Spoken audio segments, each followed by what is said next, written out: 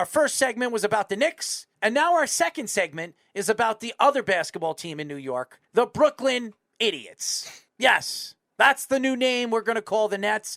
They're no longer the Brooklyn Nets. They're the Brooklyn Idiots. Because as idiotic as this organization has been in the last 2 years, with a guy like Sean Marks, who looks like he's Billy King Jr., and he's probably on his way out because he traded away their future for, I don't know, James Harden, who's no longer with them, and the settlement of that James Harden trade is Ben Simmons, I don't know what to say.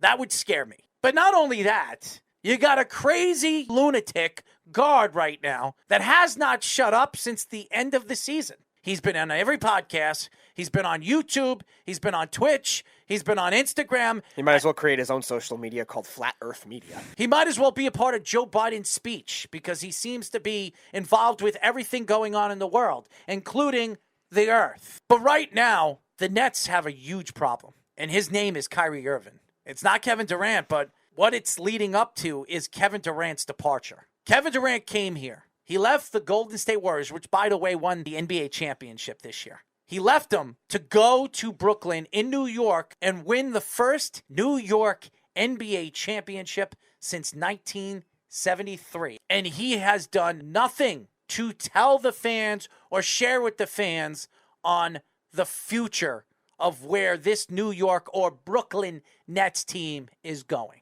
All I know right now is Kyrie Irving wants a supermax contract. He wants to go down as the highest paid player in NBA history. He wants a 5-year, $260 million contract from the Brooklyn Nets. If I were the Brooklyn Nets, I wouldn't even come close to giving him that contract. So because the Nets are not settling or giving him what he wants to be traded. He's demanding to be traded. And the Nets are so fortunate to know who those 6 teams are. And I'm going to tell you where he fits the best on all of those 6 teams. We'll go first with the LA Lakers. A lot of people think that the Lakers are going to win Kyrie Irving because LeBron James is there, because they won in Cleveland, and that LeBron is the only player that's ever controlled the craziness of Kyrie Irving. But the Lakers are an aging team. Anthony Davis hasn't played a full season in almost 2.5 years. Carmelo Anthony signed a 1-year deal. He's gone. You have Russell Westbrook, who has 1 more year left on his contract, and they need to get the hell away from him because he looks like a shell of himself. Then you have a bunch of additional players that are either not going to make the team, going to make the team, bench warmers, whatever you want to call them. This team is practically LeBron and Anthony Davis. And LeBron has already come out and told the Lakers he is not extending his contract until he sees what the Lakers do in the offseason. Or he wants to see what he does in the offseason as far as him being the GM of that organization. So if you're a Laker fan and you think you're going to land Kyrie Irving, what do you have to trade for him? 1. Number 2, their cap is over the limit. They would have to trade Russell Westbrook and a bunch of other players to fill in the role to give Kyrie Irving that contract or that extension. Unless Kyrie takes that 1 year left on his contract to be traded to the Lakers. Now, he has, I think, $43 million left on his contract. He could take that contract, go to the Lakers, and then after next year, get his extension, which probably wouldn't happen because LeBron will probably be out, especially if they don't win. So does the Lakers make sense for Kyrie Irving? No, not even close. So let's go to the Clippers. Kawhi Leonard's coming back this year. Paul George was hurt most of the season last year. They have a pretty good bench. I think their lineup is pretty good. They can win if Kawhi Leonard actually is 100% healthy. Kawhi hasn't played in almost 2 years. So it's going to take him a while to figure it out. And he's getting older, 30 years old. So how many years does Kawhi have left after signing that 5-year deal? 3? 4? Maybe? If he could stay healthy. Paul George, we have seen Paul George want to stay there. Want to leave, want to be traded, want to stay. Who knows? Is he getting along with Kawhi? Nobody knows. They have 2 max contracts. They could, if they move some pieces, make the move for Kyrie Irving. Does anybody think Kawhi Leonard needs another alpha male telling Kawhi what to do on the court when he's the best player on the court? The answer is no. Does anybody think that Kawhi Leonard would want to play with Kyrie Irving? And I'm going to tell you this right now. He wouldn't. So I think the Clippers are unbelievably out of reach for Kyrie Irving. The two LA teams, the Lakers and the Clippers. Absolutely not. No way in hell. So now let's look at the other 4 teams. The New York Knicks, which everybody thinks the Knicks could win Kyrie Irving. This could change everything. Right now, the Knicks are a mess. To bring Kyrie Irving in the mix, it makes them even in a worse mess. And with everything we've seen Leon Rose say and do, building through his system, and his system is drafting right and making the right moves for free agents, Kyrie Irving doesn't make any sense for the New York Knicks. And by the way, the Knicks can't give Kyrie a supermax contract right now because they have their money invested into other players that have been absolutely choke artists. So do the Knicks fit Kyrie Irving? Absolutely not. So the Knicks are out. Now the 76ers.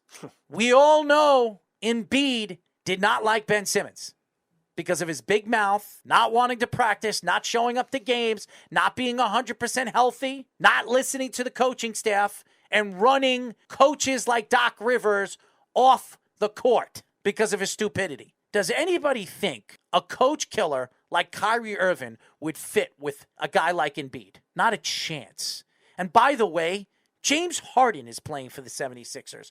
And James Harden and Kyrie supposedly were not getting along. Kyrie didn't like that James Harden was playing his position and taking up time at his position. And James Harden didn't like that Kyrie was never on the court and never playing at some points of the time that he was there with the Nets.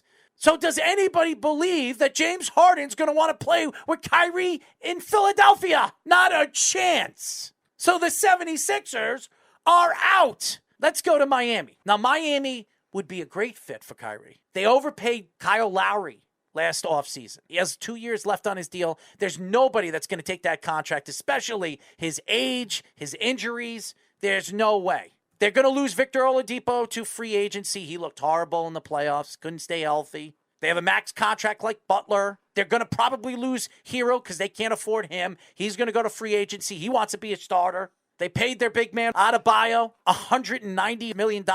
He's a max player. There's no way they're going to have room for Kyrie Irving unless they move one or maybe even 2 pieces to get him. And is that going to be enough? Now, we all know Butler and Kyrie wanted to join forces to come in Madison Square Garden and win a championship for the Knicks. That never came to fruition. Jimmy Butler went to Miami, and Kyrie went with KD to the Brooklyn Nets. So why would anybody think that this will work? And Pat Riley does not want Kyrie Irving. He does not want a selfish, no good, smart ass on that bench when he's not playing, or he's in foul trouble, or he doesn't want to play defense, which, by the way, the Miami Heat are one of the best defensive teams in the NBA. So it leaves one team, and the team that I believe makes a lot of sense if he doesn't stay with Brooklyn, which I believe he will. And that's the Dallas Mavericks. They are not going to give Jalen Brunson a max deal. Pretty much made that clear they're not. And that's why the Knicks are trying to swoop in and get this 25-year-old to come and play in New York with the Knicks. Is that a big blockbuster splash for the Knicks? Absolutely not. But you know the Knicks, they'll do anything to bring in a player that's half decent. So if they lose Jalen Brunson, they're going to need a starting point guard. Kyrie Irving makes sense. How about Jason Kidd as the coach? He wanted to play in Brooklyn and not with the Knicks because he grew up a New Jersey Nets fan. Why? Because his favorite player was Jason Kidd. And Jason Kidd right now is coaching the Dallas Mavericks. So that makes sense. And Luka Doncic is looking for that other player that's going to help him move on past the Western Conference Finals and help him win a championship. The players that they had last year, they were not good enough to knock off the Golden State Warriors. And adding Kyrie, who is a playoff player, and he's a good playoff player. He's proven he's won a championship with LeBron James as a big piece of that championship. It makes sense. So if you were to ask me right now, who has the best chance or makes a lot of sense of getting and landing Kyrie Irving besides the Brooklyn Nets, it's the Dallas Mavericks. I'm going to take it from a different standpoint. Let's throw the Knicks and the Sixers out of there. I don't think there's any shot in hell that they're going to end up getting Kyrie Irving. I'm going to take it from the perspective of the Nets are going to probably hope for these two teams the most. Miami, for sure, and the Clippers, because they have the young players that the Nets are going to want back in order to make this work. Now, both of them are going to have to trade some kind of bad contracts. The Heat with Kyle Lowry, the Clippers with somebody like Nick Batum or Reggie Jackson, one of the veteran guys like that. Maybe a combination of them both. But the Nets also might get extra draft picks, in a sense, from that way, which could help them either make a trade for somebody that Kevin Durant wants on the Nets, or could just help rebuild this team and rebuild it naturally because the Nets are so far behind with all the draft picks that they traded. Now, the Clippers and Heat don't have an insane amount of draft stock. They have a pretty normal amount, but they still might be able to make that if they think that's going to be the missing piece. The Clippers with Kawhi Leonard and Paul George, and the Heat with the roster that they have, even if they do end up having to trade Kyle Lowry. So I think it'll work well for the Nets in terms of getting back what they want. Now, Durant still might force his way out. We don't know. We don't know what that relationship is like. We know Kyrie Irving and James Harden don't get along, so the Sixers thing I think is out. The Knicks I definitely don't want. So I think the Clippers makes a lot of sense, and I think the Heat make a lot of sense in terms of what the Nets would want. I think the Clippers will ultimately end up getting him for two reasons. One, Steve Ballmer's the richest owner in sports. He might give him that contract. If they are able to trade Batum or Reggie Jackson or Morris or any of the players that are making kind of max contracts, maybe to make the money work and trade all those draft picks away.